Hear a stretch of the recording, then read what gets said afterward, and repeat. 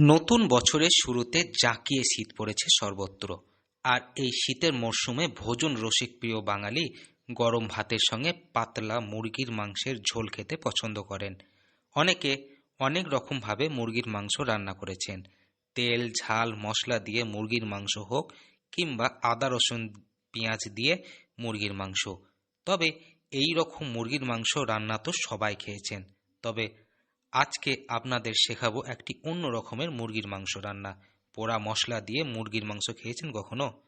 অনেকেই বলবেন, ছি, মুরগির মাংস তা আবার পোড়া মশলা? তাই কি সত্যি হয় কখনো? কিন্তু হ্যাঁ, হয়। আপনি ঠিকই শুনছেন। এই সুস্বাদু মাংস রান্না করতে আপনাদের বেশ কয়েকটি জিনিস প্রয়োজন পড়বে। আর তার মধ্যে অত্যন্ত প্রয়োজনীয় ক্যাপসিকাম এবং গোটা গরম মশলা, তার সাথে এলাচ।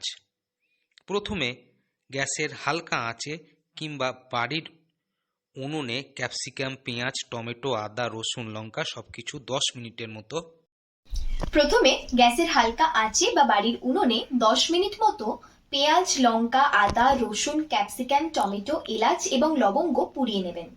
এরপর পুড়িয়ে নেওয়া উপাদানগুলির আধা ঘন্টা মতো একটু জলে ভিজিয়ে রাখবেন। ফলত উপাদানগুলি থেকে খোসা ছাড়িয়ে নিতে আপনাদের অসুবিধা হবে না। তবে এলাচ এবং লবঙ্গ পোড়াটা কিন্তু আলাদাভাবে রাখবেন, ওটা ভেজাবেন না, ওটা আলাদাভাবে গুঁড়ো করে রাখবেন। আর বাকি সমস্ত উপাদানগুলো মিক্সিতে পেস্ট করে নিন।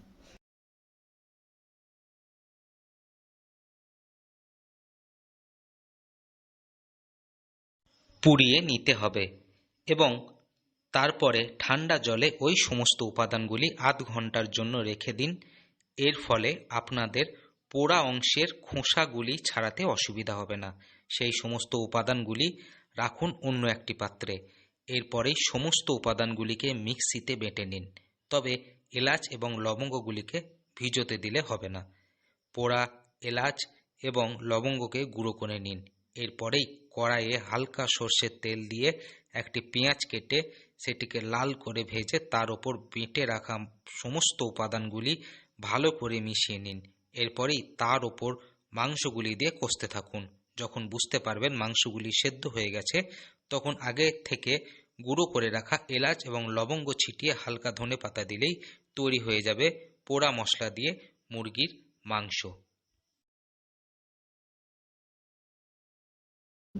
এরপর কড়াইতে হালকা সর্ষের তেল দিয়ে গরম করে নিয়ে তার মধ্যে একটি পেঁয়াজ কেটে লাল করে ভেজে নিন। এরপর সমস্ত বেটে রাখা উপাদানগুলি সহ নুন হলুদ মিশিয়ে নিন।